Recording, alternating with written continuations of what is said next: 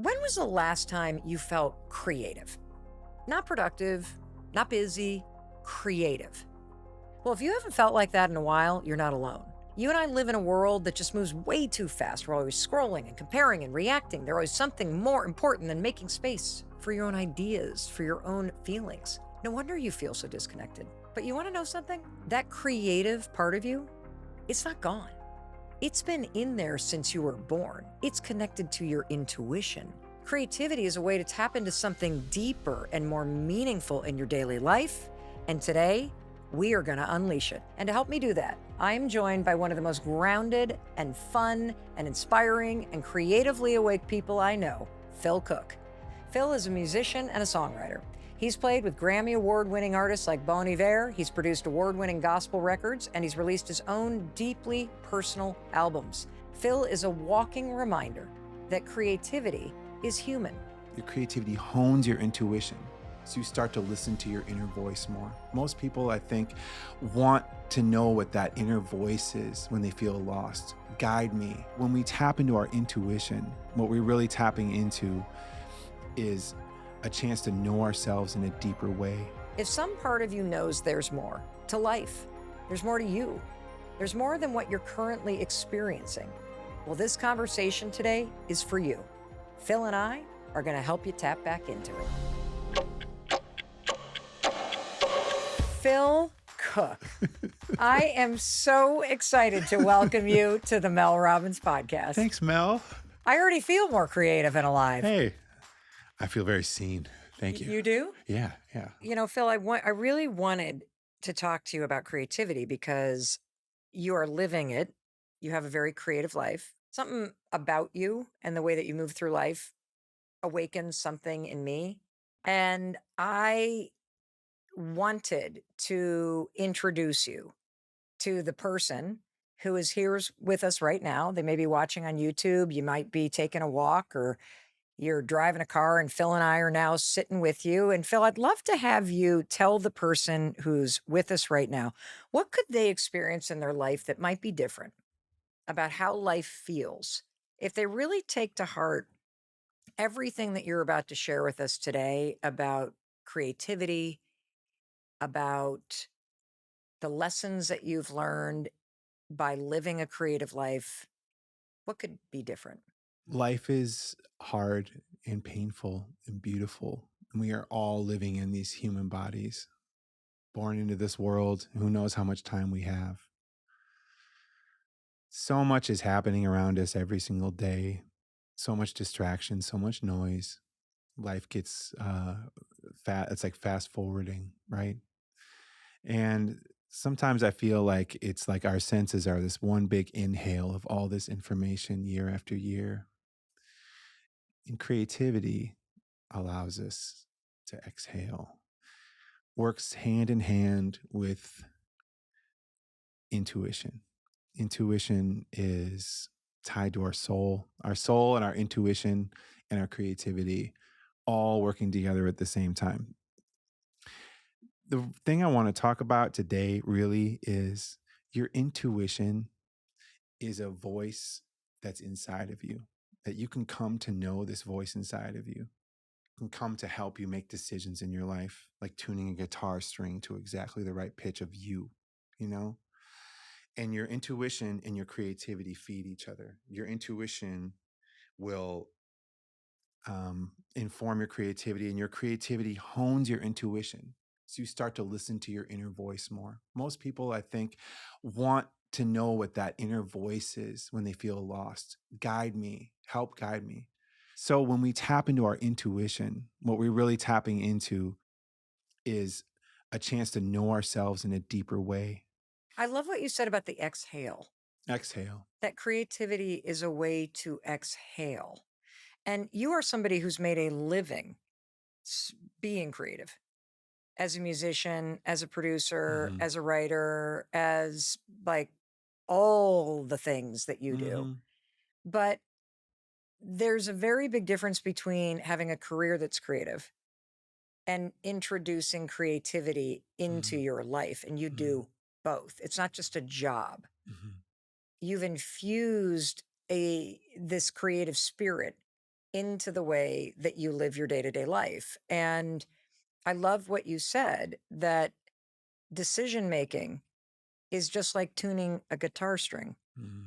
because you're trying to hone in on what actually feels or sounds true for you. What do you say to the person who's listening who Mm. does not think they are creative at all? Like, this is not a conversation for me. I don't know how to write a song. I'm not good at drawing. I'm not Oh, creative. yeah. What do you say to that person?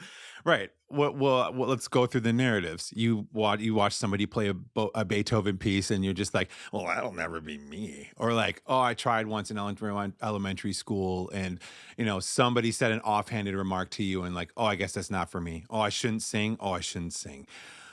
People get these like micro traumas from childhood that they're like, "This is my story. It's never for me. It's never for me ever again." We need to break those narratives because here's the fact: on your way to work this morning, a certain song came on and you cranked that song. That's your song that you cranked. Maybe on your lunch break, you got a certain sandwich that just sent your taste buds afire and you knew it would because it's your favorite sandwich in the whole world. Maybe your bathroom, you painted a certain color because you love that color yellow. You have information coming into you from your senses, preferences, things that call to you that you actually do love. And there's moments that guide all of us towards what the language of us can be. You can speak the language of you. You just have to pay attention to what it is that you notice about life coming in. What do you notice? What are the patterns that you kind of constantly see? There's a key in there to what you have inside of you to exhale and creativity. I simply want for you to make it through your life with a companion. It really is a companion. What is a companion? Your intuition and your creativity become something that can be like a light in the dark for you. In the cathedral that we each contain within ourselves, we get to explore this. And this is the way to actually explore it and come to know what it is that makes up what has always been about you and what will always be about you and what there still is to discover. And all of us need a friend in times when it's like the loneliest times of life. And my hope for you, the listener, is that I can just encourage you to be worthy of taking on this deeper meaning in existence in your life that could even heal the wounds that you have in the process. Well, what I'm getting from listening to you is that it's literally like the aliveness of life that flows into you and that can flow out of you. And that brings me to these four principles of creativity that we're going to talk about. And the first one that you have is shed the weight of expectations. Now, what does that mean to you, Phil? Shedding the weight is all about worthiness. People have access problems and stories about themselves that are incomplete and limiting. And my hunch is that most people don't realize how they're already being creative in their life.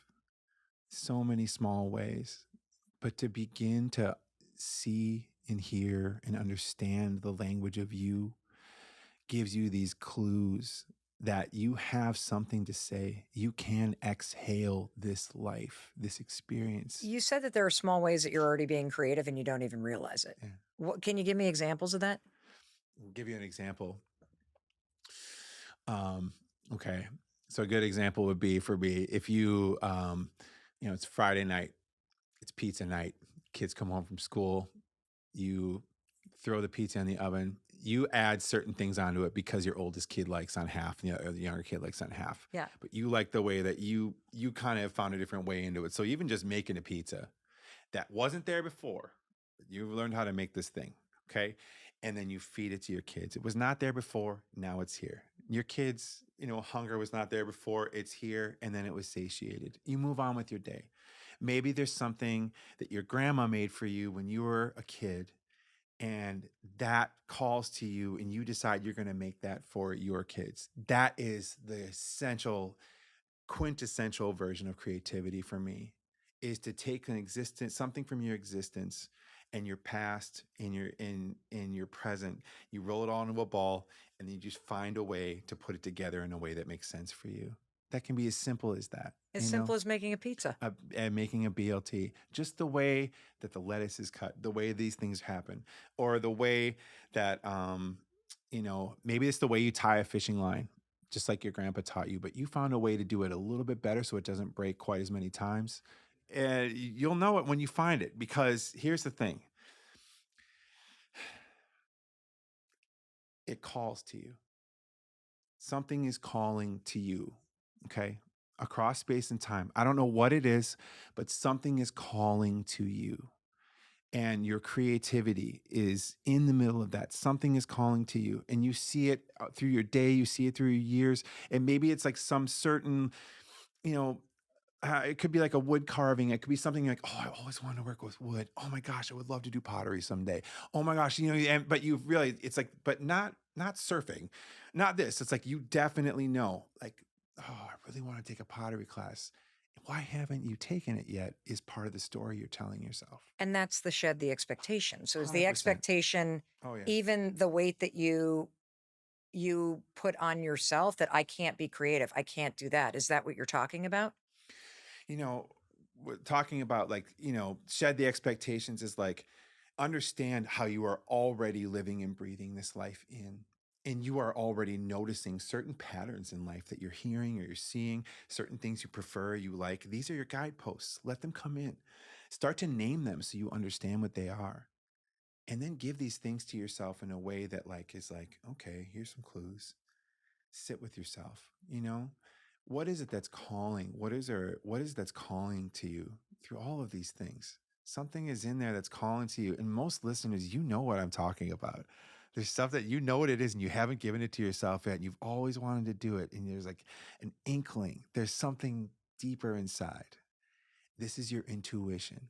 Could it be as simple as being, I don't know, somebody that, I'm trying to think of a job where you're basically a walking Excel spreadsheet. Mm, Like it's all about the numbers. It's all about everything lining up. You consider yourself to be just one of those types of people that's not mm, that creative, even though I think a job like that's very creative. mm. But could it be just this impulse to want to wear fun socks? Oh, thank you for saying that so much, Mel. The thing is that Like he's lifting up his foot I'm on gonna the do. table and he's got music bars on his socks as he's kicking back and having a glass of water. I'm doing the whole interview with this sock up on the table right now. That's You're gonna pull basically your what's happening. groin if you do. Already did once today. Anyway, all right. Listen, wearing socks is an expression. There's a preference in there. You saw those socks, you bought them, and maybe you're keeping them a secret because they're hidden under those pants all the time. But maybe it's a little giggle. You're there for yourself. You amuse yourself by putting those socks on. Amen. You are being creative today. That is absolutely what it is. You got a belt buckle that you want to wear sometimes that it's just like, well, I don't know if most people care about this or not, but I do. Wear that thing, you know? Well, what I love about the simplicity of this is that it's accessible to any of us. Mhm, And the first principle of shedding the weight of expectations is probably the biggest weight that people have is what you think you're supposed to be mhm, versus this small thing that you're inviting us mm, to pay attention to that's mm, already inside us. And I yeah.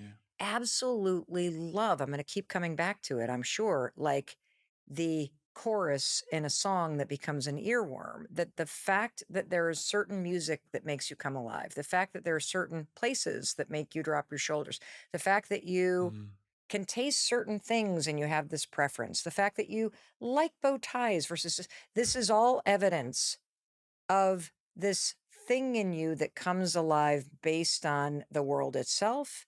And now we're learning about how to allow ourselves by mm, shedding expectations that we mhm, have about who we are to express that outwardly, even if mm, it's just for yourself. mhm, You're wearing funny underwear, nobody knows, mhm. but you think it's funny. And All the that way. makes something Mm, happen in you. yeah. And that's the purpose of creativity. Mhm, It's both to lift up the spirit. But there was a second part that you're talking about a lot that I want to keep highlighting, which is the fact that you're noticing in yourself the desire to wear funny underwear, or the desire to have a purple highlighter, or the desire to take the pottery class. That is a way to start to tune your inner guitar string Mhm. and pay attention to your intuition. And I want to add to this because I think this principle is so important. Mhm. There's this famous Pablo Picasso quote, right? All children are born artists. The problem is to remain an artist as we grow up. And Phil, I was looking at all this research. There was a really landmark study done that was all about creativity. And it was done in 1968. And they found that among 5 year olds, 98% of 5 year olds like score crazy high for creativity. By the time adults are tested for creativity, 2% of them. Mm.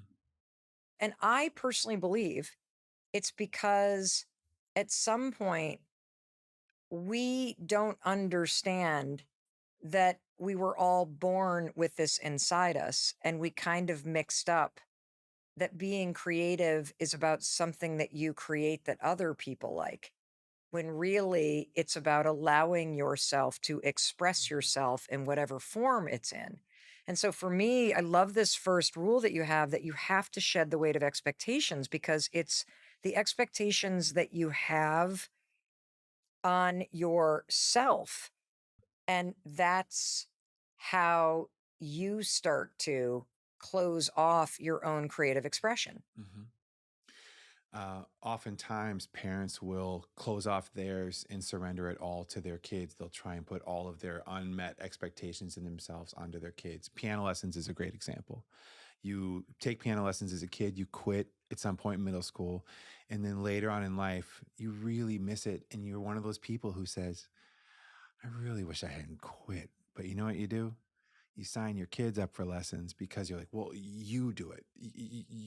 And then the kids ultimately feel not only the expectation of the pending recital and all of that happens, that turns a lot of kids off, but also they feel the weight of your unmet expectations in Mm. yourself and the regret. There's an unresolved issue within you that you thrust onto your kids.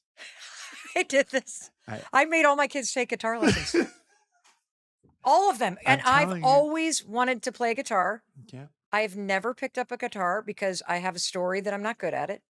Mhm. You have a banjo in the studio today, and as you were tuning it, I felt this thing stirring, and that is the perfect example and evidence Mm.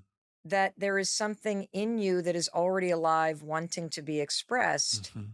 and somewhere along the way, you are the one that blocked it.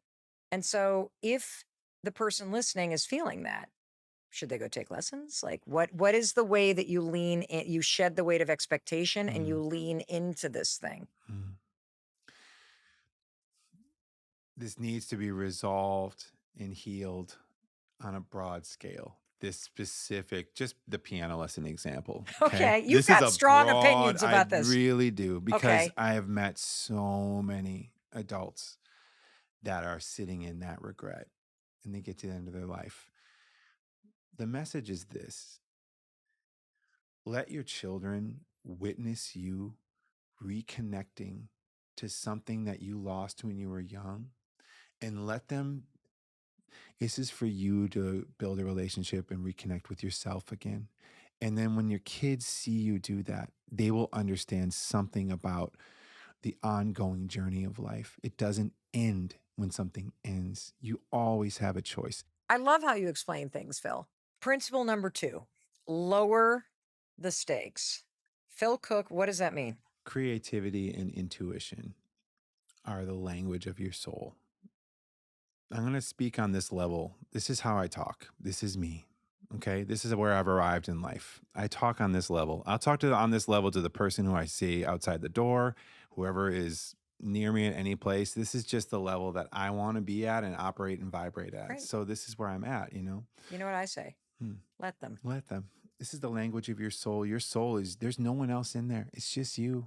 You're the only one in there, Mel. I'm the only one in here. There's no one else in here with us, right? And it can be a scary place in here, you know?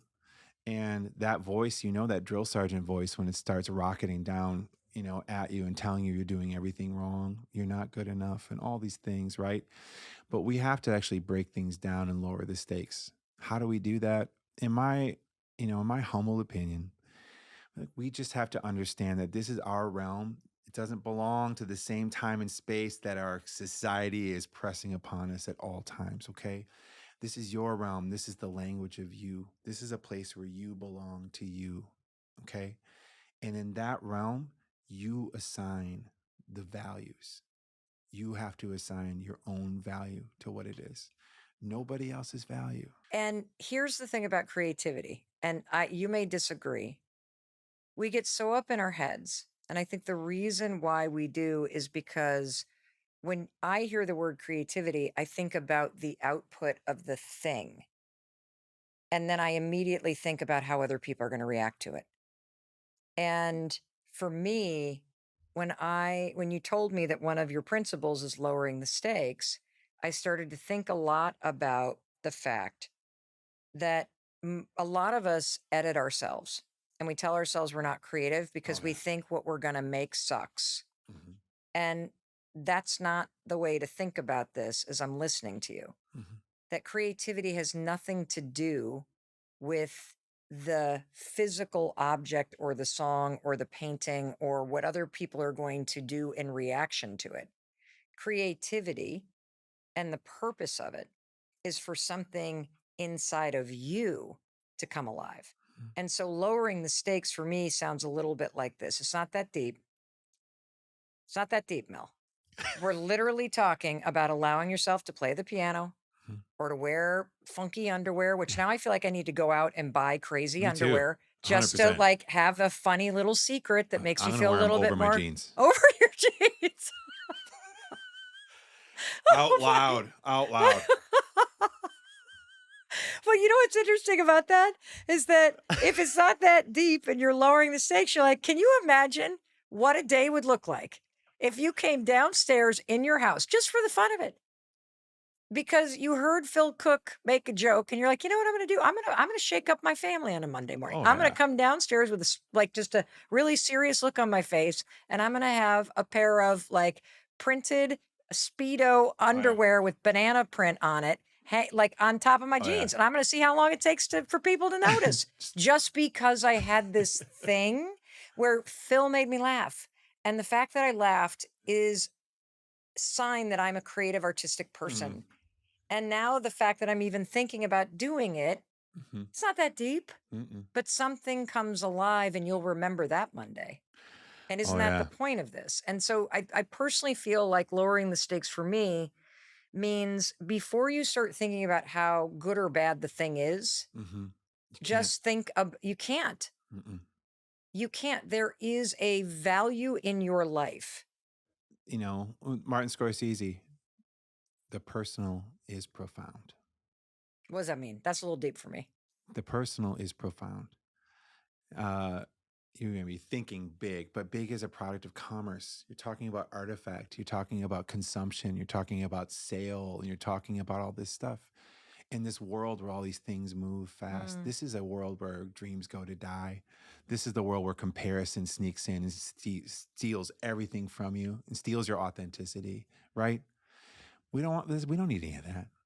You just got to make something that really makes sense to you and is personal to you. And even understanding that, like, you may not understand what you're doing at some times, but as your senses guide you, you will begin to understand there are things that at play here. And when you get out of your own way and let the universe unfold through you, you have no control over the ending of this. You just get out of the way and you're just going to have to let go of it. I've seen a lot of records, a lot of artists kill their record or kill like their chance at releasing it right at that last 5% when they've put all of their energy into it, and then they feel this massive sweep of vulnerability come in where they're like, oh my god, everyone's gonna think this is terrible, everyone's gonna, like, it's the last minute. That's the place where a lot of records and a lot of things die, because you're getting ready to release it into the world where you have no control over what's gonna happen, right? most things you don't have to release them into the world, But hold on, right? I want to make this Yeah. relatable Yeah. because if Yeah. you've ever wanted to have bright yellow nail polish Yeah. and you go and you start painting it and the nails are almost done Yeah. and you're Yeah. about to be finished Yeah. and you like it, but then you think, what are people going to think? Maybe this is too bright. Mm. That is that 5% moment Yes. that you're talking about. Yes. And we all have it. Hmm. And you are a creative person at work. If you're the kind of person that sits at work and you have ideas in meetings all the time and they get right from your chest up your throat out to your mouth, yeah, they hit like right at the Yep. jaw. Top of your teeth. That's what you're talking about. Yeah. That there is a moment where the creativity is about to flow through you, Hmm. that you then close the gates and you're Hmm. saying you got to lower the stakes. Right there. That's the spot. The indicator is that how vulnerable you feel is an indicator of how personal of something that you made. What lies on the other side, if you push through that, is something you don't even understand how meaningful that's going to be in your life. What is it? Like, what is it that allows you, if you It's a walk out of the nail trust. salon with the Yes. yellow nails? What it is like it's betting on yourself. And it's actually realizing that your limitations are your liberation in this realm. And your limitations dictate your style. And that your style is only you, and only you could have made this thing. And if you find a window to actually just like trust, it's a trust fall. If you find a window to actually like follow through and release this into the world, what you find actually is that like people will meet you there, even if it's one friend. And you've never read one of your science fiction stories, and you're sitting there and you've written like 60 of them, and you're just like, something is calling you. And there's one person, that maybe only one person, you think that you're safe enough to read it to. That's a powerful moment where you actually witness yourself. It's the completion of that that actually hones your intuition. That's actually the exhale. Hmm. When you get there, that's the exhale. And once you do exhale, like you actually get to inhale again, but this time with a different, fresh oxygen. You have fresh experience, and something new is going to come in. And then the breathing process happens over and over. And then you start to realize you have an intuition and an inner voice. And if you start to trust it, all the doubt comes flooding in. You're like, I just got to push through this. I have no idea why, but I just have to allow it to go. And you just like close your eyes and just be like, que sera, sera, you know? Your third principle is bring yourself to work. What does that mean? Oh my gosh. Well, for example, my career is all about music. My bringing yourself to the work obviously can mean spending time at the piano every day, spending time with an instrument. It's bringing yourself to the altar where you are spending time with yourself and developing, right? But, for me, I mean, let's look at this real quick. He's got a tray of rocks, everybody. He's got rocks Okay. and things. What is it? What is this? This What? is not work to me, which I love so much. Okay. Okay. Here's the thing. Here's the thing. I'm clumsy. I always like to say my gross motor skills are gross. Do you know what I'm saying? Like gross. Like I have my life. I trip and fall in public. I look around and I'm like, oh man, am I the only person that trips this much in public? I drop things when I'm carrying two things. Like I've always been clumsy. So I have to look down when I walk. Okay. Okay. This is my limitation. I realize this about myself. One of my limitations is I'm clumsy. So I have to look down so I don't trip on things. But when I, in the process of that, I started noticing rocks. You know what I mean? Because I'm looking down all the time. So it's funny. Like when we assign a value, like I just like don't know why I pick certain rocks up, but I'm just like, okay, here we are. I'm somewhere. I'm somewhere out. Maybe I'm in Lake Superior. And I find, oh, here's a rock that has a perfect stripe on it. Oh my gosh, I love that stripe. Look at that. I don't know why I do. Gosh, that's a great stripe in there. Oh, here's another one. I have a whole 3 windowsills in my house right now that are filled with just rocks that have stripes. This is the one I got. This is yours, Mel, actually. This is the one I got for you. Is that a heart? Mm, sure. There Yes, it is it right is a there. heart. It's all in how you see it, Mel. That's right. You twisted it 100%. and now it's a heart. Exactly. And I don't know the names of these things. This is just my intuition, but in my realm with like just picking up rocks, I just decided that I value these different things, and like I like how they look, I like how they feel. I surround myself in my house with them, and I realize over time how much that means to me to just be have all these rocks around me that I'm like, oh, these are all like millions of years old, way older than anything I'm ever going to understand in my life. There's something in there, right? And after I die and I'm gone away, someone will probably throw these on the ground and they'll just be rocks Well, you know again. what? They weren't for them. You They were know, for you. maybe And they this will. is what I want to say about this, okay? Hmm. Because a lot of people, myself included, when they hear the word creativity, they think painting, they think music, they think knitting, they think building, they think, pottery, they think writing, they think art, they think about the output. Mm. But what I love about these examples, and especially the way you come alive when you explain how taking a walk and actually noticing what rocks you're drawn to Oh yeah. is creativity, because your intuition is what is pulling you toward certain rocks. You don't pick them all up. No. And what you feel about it Hmm. is creativity coming alive inside you. And we've all had those experiences of walking on a beach or walking on a trail and you stumble upon something, a shell, a Oh, rock, a feather, a this one. cool thing. Look at that one. Look at that one. And that is the power of creativity in your Yes. life, because it's no longer just a boring ass walk. No. You are connected to something bigger, and that bigger thing is both yourself Yeah. and the larger forces at work in the world. What I love about this conversation is it's broadening out what it means to live a creative life, like how you organize a shelf, whether or not you collect shells or certain Hmm. types of statues, Hmm. how you solve a problem, Hmm. how you may talk to a customer, that you drop your tone of voice in order to kind of play the note to get Mm. somebody to, like, all of that is what you're talking about when you say creativity. You've spoken a lot about your kids. You have two sons, one with autism. How has your son's way of seeing the world shaped how you show up creatively? I mean, do you see echoes of his perspective in your own way that you move through the world? Mm. Um, my kids are my greatest teachers. And I've come to know them as that. They help me to see myself in real time, dealing the cards that I was dealt and understanding the choices that I'm making every day, And the way they both see the world um, has really helped me to understand how I see the world too, you know? My oldest son is 14, just turned 14. He has autism.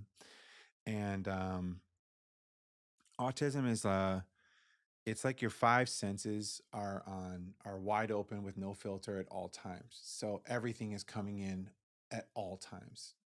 It's a full kind of overload. And the effect of that for me to understand over time, experientially, what it must be like to be in that body is perceiving so much at all time. It's hard to know exactly how to talk about it. And I've come to understand that autism is an evolution in my heart, in my mind, the way I feel and understand him. It's a return to nature. It's beautiful the way nature exists as it is. And we should be looking to, we should be, I should be looking to my son to really understand like how many ways our society has just gradually boilerplated up the amount of noise, the amount of just like violence that we have to take in, the amount of just distraction, the amount of everything. And we've kind of agreed to it on all these terms where we become so numb to it. And the reminder of him to me is to like be like, I can't believe how much we've accepted, Mm. how much noise and volume we've accepted, how much terror, we've accepted as just this is how things are. Um, and forgetting that all of us bring not only the energy we bring, but all this internal energy that we have all day. There was a day like 2 weeks ago. Um, and I was having a hard moment. It was internal. I was in the bathroom. I was taking a shower, so he was in a different room, and it was I was going through it. I was just really being hard on myself because I still am capable of that any day of the week. And he knocks on the door, and he just comes in, and he just gives me a hug. He knew from 2 rooms away. He could feel it from 2 rooms away that dad's having a hard time. So I imagine what it's like for him to be in a crowd, or him to be at school all day and have to absorb all these inner conflicts that people are having with themselves, and then all the rest of it. So I've found when I see him going through his days is that creating an environment that fosters, like quiet and peace Mm. is one level. Um, Playing my piano in a very certain way at night when they go to bed, gently, and then just paying attention to, like, he helps me. I watch him when he meets people. I watch him when he's reading a room, and he's like a guide for me of like what's really going on in this room energetically, what's going on. I learn so much from him all the time, and he has such a purity to him. And I realize when I watch him how like he is with animals, especially how he is with babies. He's so pure, and like every baby that comes up to him, just like they just light up with him for some reason. They just, whatever, any kind of kid that he has, even if they're just a really closed off or scared or timid child, he somehow has this way of just like meeting them exactly where they are, and they just open right up to him. There's a purity in there and a return to nature is what I'm saying. So I think for me, I realize how important it is for him to have his very quiet sanctuary place. Funny enough, when he gets home from school, his sanctuary in his room is where he puts on Thunderstruck by AC/DC every single day after school and turns it up. And I hear a bunch of banging around in the room. I have no idea what's going on in there, but I assume it's awesome. It's very private. um, Probably dancing and air guitaring, whatever it is. But everyone needs that. Everyone needs that space to regroup. We got to find that sanctuary, regroup, and everyone needs it. You mentioned actually the fourth principle. You mentioned the word sanctuary. Find a sanctuary for your creativity. What does that even mean? And how does the person who's been listening and laughing and starting to come alive as they're thinking about wearing their underwear over their pants and finding rocks on the beach and walking up to the piano or Yeah. just like having more fun or starting to write or color again? What does finding your sanctuary mean? Mm. Sanctuary is a place where the world falls away. And what that means to you is what it means to you. Mm. It's just a place that you find the world falls away. Could be while you're cooking, you know, could be while you're just taking a walk.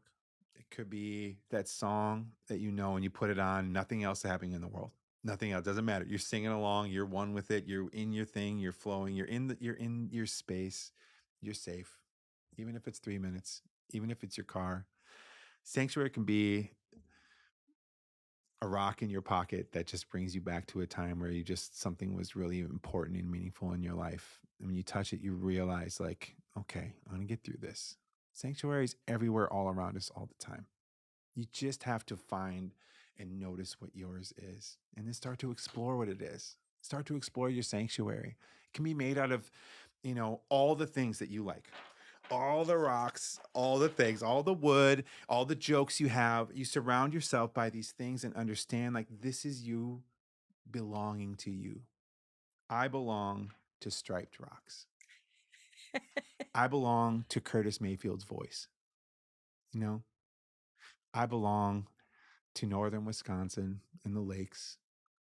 I belong to fireside conversations with deep chosen family and friends. These are the things that I belong to. These are all my sanctuary. So practicing these means you're building the thing that is safe from outside intrusion. Phil, that is so beautiful. And I want to offer up a couple examples because I love that you said it's all around you and it's something that you need and it's something that you can take with you. And so for me, as you were describing the various things, I started thinking about the walk that I take my dogs on. I started thinking about the place that I like to sit at home. Mhm. underneath this cover in my favorite old Adirondack chair.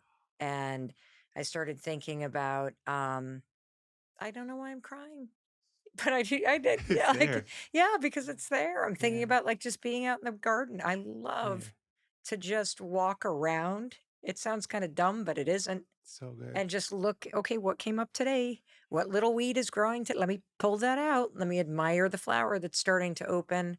There's millions of places in front of a fire reading a book. Like, if you really start to think about this, Mhm. there are places where this happens for you. And what you're saying in terms of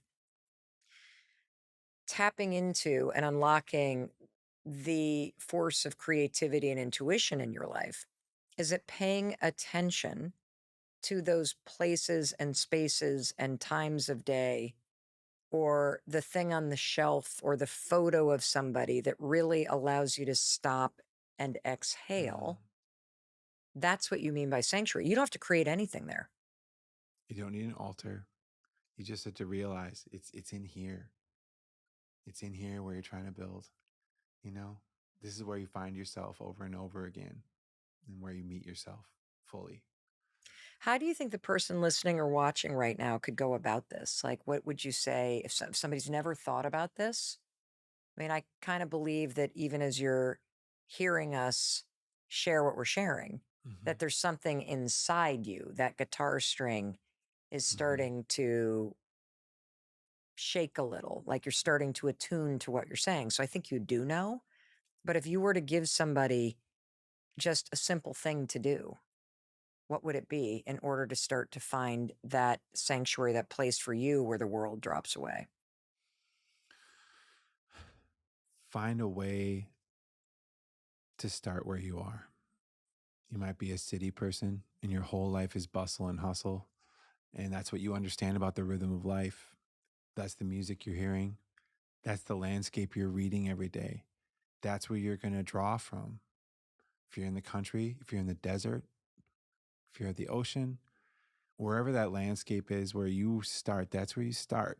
Your environment is there. That's the landscape you're reading. All the patterns that you're taking in with your five senses are just coming in through that landscape, you know? And so start to just pay attention to what you notice. Start to notice what you notice. And worthiness, you have to always understand, look, you are somebody's daughter, you are somebody's mother, you are somebody's aunt, you are somebody's granddaughter. All these people are a circle around you. And I know that there's people in your life that just loved you for exactly who you were and saw you and got you. Doesn't have to be a lot of people, but you belong to that space and you need to see yourself from their point of view. I always tell people, like, when you're listening to those mixes on the couch and you're just listening for, am I out of tune? If this is going to happen, oh my gosh, what's going to happen? And you're just only criticizing, just be like, what if your grandma was sitting on the couch next to you, you know? And she's listening, she'd just be sitting there just going, it's great. So great. You know, that's so great. Oh, ooh, wow. Ooh, cool. Yeah. You know what I mean? My grandma was really wild and zany, but like if just bring her in there. Like put her in there. That's the voice you are hearing with. That's the love that accepted you. That's why you're doing what you do. You need to live in that space. Grandmother energy is the energy we all need, always, all time. There's a universal, benevolent, wonderful, abundant life force that Mm. passes through that, you know, all of us can draw from. We know what it is, even if we didn't necessarily get it, right? You know what that is. It's unconditional love. It's really being seen. What do we need? We need to be seen in our life. Well, I think first you have to see yourself. And what I love about Find a Sanctuary Yeah. is that it's for all of us, there is a place where you feel like you can exhale. In fact, Baudelaire, who is the Mm, extraordinary producer that worked with you and me on this episode today, was saying that when he was in New York City, that sanctuary for him was Central Park. That's where he mhm, would go in the middle of the day, in the busy workday, just to exhale. There is a place, mm, there's a walk, mhm, there's a trail that you like where you look down and look for rocks, or you look up and look at the birds. And so I think you can start there mhm, and then notice mhm. what happens. When you find a way to actually meet yourself there, if what you're doing produces some kind of a thing. and you know exactly who that's for, and you make it for somebody, and you have that in your heart, then you really truly know how to breathe out this creativity. That's truly where it is. It doesn't even ever have to go beyond that. It can just be sharing it with one person that you make it for. And last fall, this is the newest thing. This is the newest thing right here. I grew up a Boy Scout. I had a pocket knife, and I would just like thup thup thup thup thup thup thup, and I made points for 40 years. I would just sit there and be like, oh yeah, cool, thup thup thup thup thup, just Whittling. hacking away like a man hacking a brush. You know what I mean? And so whittling, right? But it was like so crude, such a crude thing. And I'm at a fire with my friend Daniel last fall, and we're up all night, and I can't see because it's a fire. I can't see my hands, and I start by going thup thup thup thup thup, and eventually I realize I start to talk about my girlfriend, whose father has just passed away suddenly, and all the worry I have for her, and I wish I could take this worry off of her, And I'm sitting and talking, and I realize that by feel, I'm just slowly like using the knife. I'm kind of unconsciously getting out of my own way. I don't know Mm. what's going on. I'm not sure. I'm just talking, and this is happening. And essentially, by the hour's end, I had carved like basically the shape of the inside of my hand Into wood. into wood, and I've shaved it with the blade with the edge. I've shaved it smooth, and I shaved a worry path for a thumb in there, and I worried it out, like I worried the whole thing out, and I knew it was for her when I gave it to her because I had worried about her while I made it. And then I realized in that moment how I was a chain right there with uh, my grandpa gave me a worry stone when I was a kid, and I have his wood carving knife above my mantle. I've never used it, just sat there. And I've always wanted to work with wood my whole life. Always want to do it. I always like, I want to make a chair. I want to make something like that. That's called to me. Like that's something that called to me since I was a kid. But I was like, I'm clumsy. I play piano. There's no way I'm not cutting a finger off. There's just no way I'm gonna cut my finger off. So that desire though called to me and called to me. Yeah, I'm 45 years old and I'm sitting on this fire, and I realized in that moment that my intuition is taking care of it for me. It's doing it for me. I got out of my own way long enough for me to realize that I did something forward directly to someone else, and I can do this. And so this is what I've been doing. And I'm sharing it with the audience today because it's very private for me. It's very private. It's just something one to one. But I'm doing it because I have an opportunity to just talk about something that's very personal to me. And I don't care how good it is. I don't care. There are people that can whittle a loon right now out of something. You know what I mean? That's good. This is what my things look like. But last week I was at my cabin, and when I make one for him. So this is with an M. This is the Mel. Oh, Phil.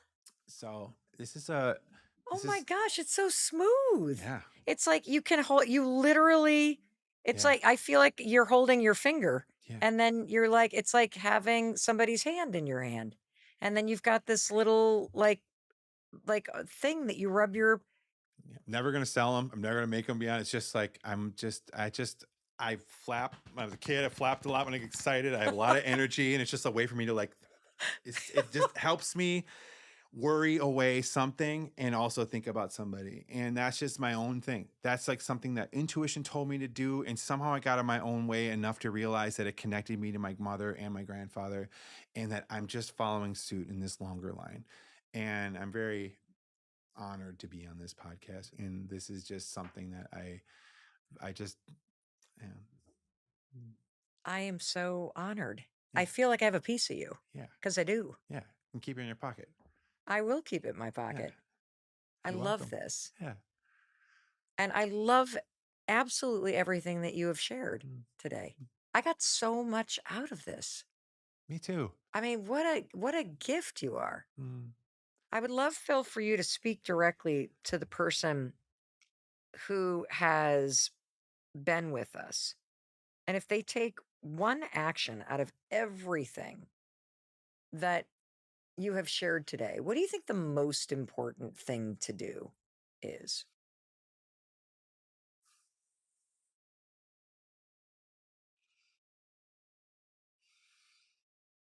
Know that you belong to you.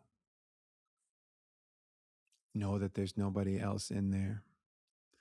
And if you can find a way to talk to yourself and give yourself what you need, like a friend, be that to yourself.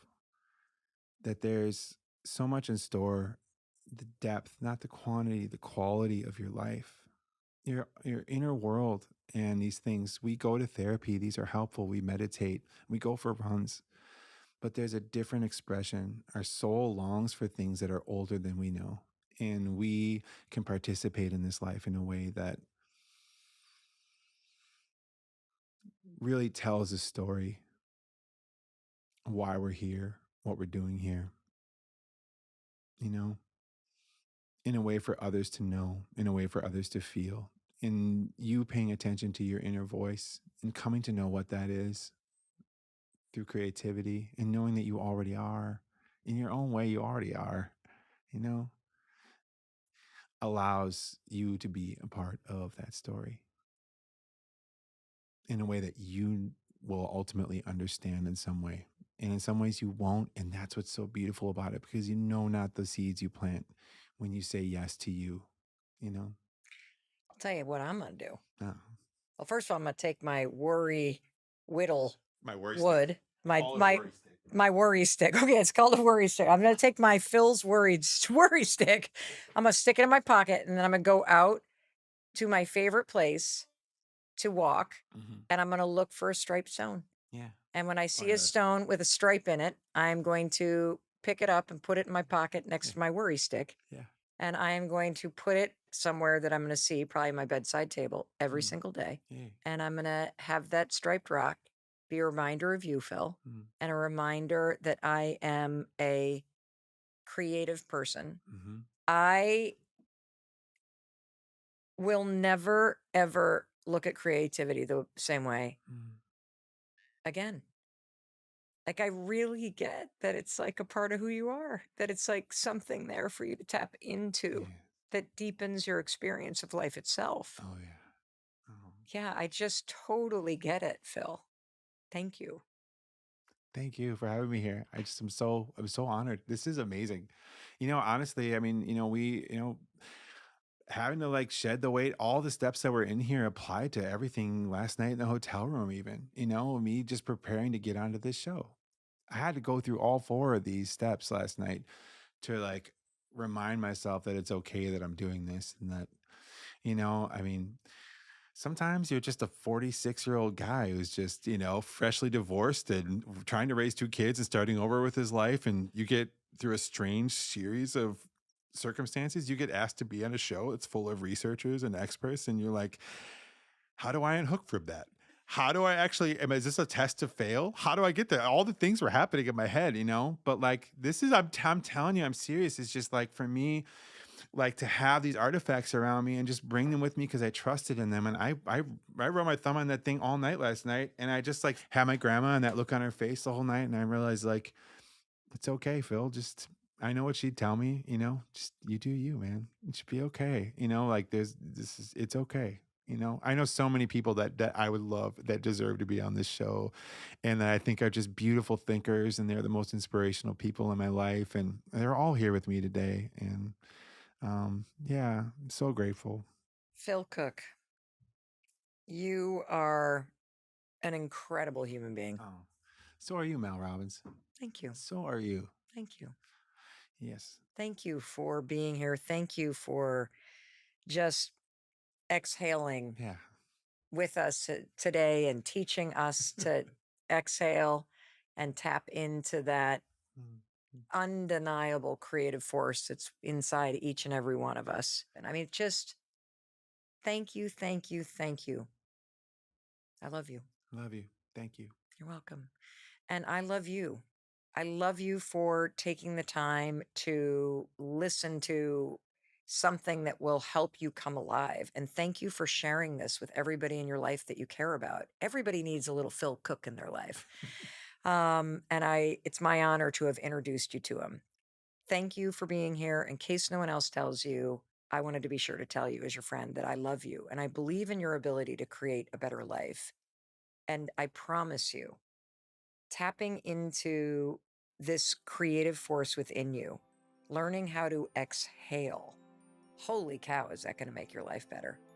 Alrighty, I will see you in the next episode. I'll be waiting for you the moment you hit play to welcome you in. I'll see you there. thank you so much for watching all the way to the end. Don't you love Phil? Oh my God, I love Phil. And I know that everybody that you share this episode with is not only going to love Phil too, but they're going to love feeling that creativity stir again. So thank you, thank you, thank you for being generous with this episode. Thank you for hitting subscribe, because it's really a way that you can support me and my team in bringing you these amazing episodes for free. And speaking of episodes, I know you're thinking, all right, what's the next thing that I should watch? This is the video that you're going to love, and I'll be waiting to welcome you in the moment you hit play. I'll see you there.